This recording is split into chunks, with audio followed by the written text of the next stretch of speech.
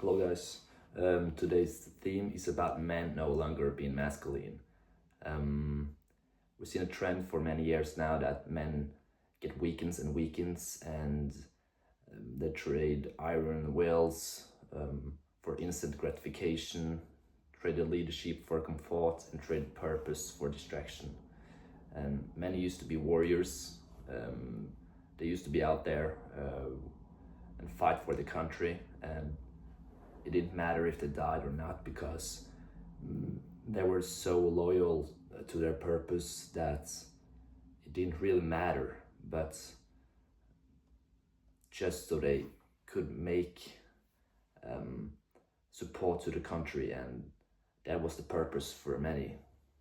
Um, Now the men, I'm not talking just about men, but men now are binge eating McDonald's and watching Netflix episode for episode. So it's very fierce how the trend keeps going, and today's generation is talking about how their life is, that their life is so shit, and that they're depressed and all, and they don't. Many people feel that anyone respects or value them, but there's a reason for that, my friend, because you wake up 10 to 11 a.m. every day. Your screen time is 6 hours plus. You're constantly frying your dopamine receptors with information, and that keeps your critical thinking very low. And you're sitting on your couch instead of walking in the sunshine, getting that vitamin D that will help you support a good physique, a healthy cardiovascular system, and getting your dopamine higher and your testosterone higher. And you don't exercise regularly. I don't really get people who doesn't regularly exercise, because it's a very good, it's a very game changer for people out there, because once you're making a little bit progress, you will keep going, and it does so much for your mind and your body. The last is you eat shit food. People who eat shit food, I don't really get why, because you have been blessed with this beautiful body, this beautiful machine that many people calls it, and you decide to put shit food in it and really destroy the potential of what the system can bring you, both physically and mentally. So the world doesn't need another man on the couch and people who get depressed. It needs men who can stand up and carry the weight. And like David Goggins said, who's gonna carry the boats?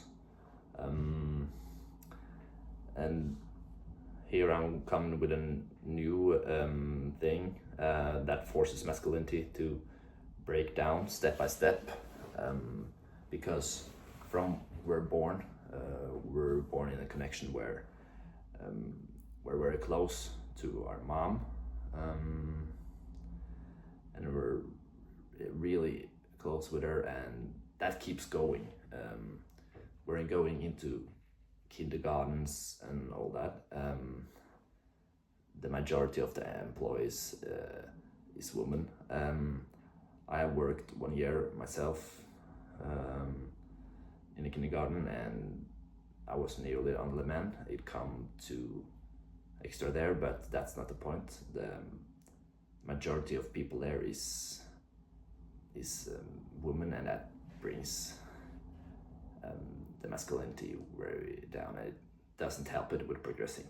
When I go into the school system, the research says that is around between 60 and 70% of teachers are women, so that it's really negative for masculinity. It keeps progressing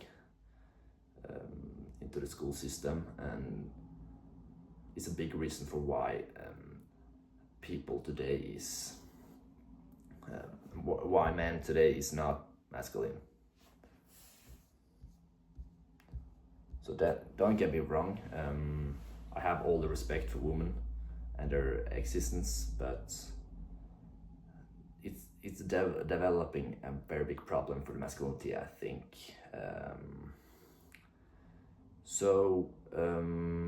But it should not stop us for connecting with other men. So my tip for you is to get a membership at a gym with masculine guys who you can learn a lot from, both physically and in life in general.